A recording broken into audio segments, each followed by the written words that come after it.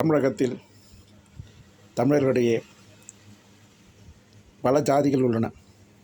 இன்று ஒவ்வொரு ஜாதியினரும் தங்கள் ஜாதிக்கோசரம் கூட்டங்களை நடத்துகின்றன. ஜாதிக்குள் ஒற்றுமை உருவாக்குவதற்காக ஜாதி உணர்வை பேசிக்கொண்டிருக்கின்றனர். தனித்தனியாக ஜாதி கூட்டங்கள் நடத்தி கொண்டனர். ஆனால் தமிழர் என்ற உணர்வு இல்லாமல் ஒன்றுமே சாதிக்க முடியாது. தமிழர் என்ற அடிப்படையில் தான் அந்த ஜாதிகள் அமைந்தால்தான் மிக பெரும் சாதனையாக ஒட்டுமொத்த தமிழர்களும் பெற முடியும். வெறும் தனித்தனியாக ஜாதியாக பிரிந்து கிடப்பதனால் நாம் சிதறண்டு போய் தான் கிடப்போமே தவிர நம்மால் எதையுமே சாதிக்க முடியாது. தமிழர் என்ற உணர்வு 1960களில் இருந்த உணர்வு இன்று தமிழர்களிடையே இல்லை.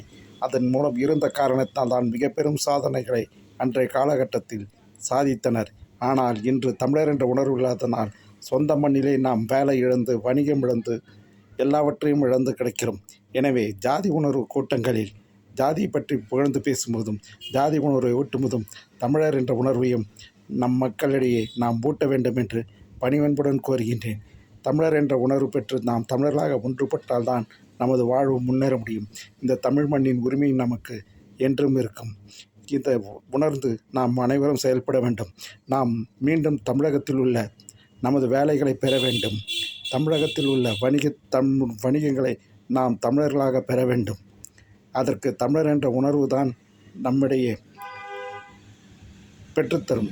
எனவே அனைத்து தமிழர்களும், அனைத்து ஜாதியினரும் தமிழர் என்ற உணர்வுடன் ஒன்றுபட்டு செயல்பட வேண்டும். தமிழர் ஜாதி கூட்டங்களில் எனவே தமிழர் உணர்வை அனைவருக்கும் ஊட்ட வேண்டும் என்று ஜாதி கூட்டங்கள் நடத்துபவர்கள் இதனை கவனித்து கொண்டு செயல்பட வேண்டும் என்று கோருகிறேன். சு. மோகனசுகுமார், அறிவியல் கண்டுபிடிப்பாளர்.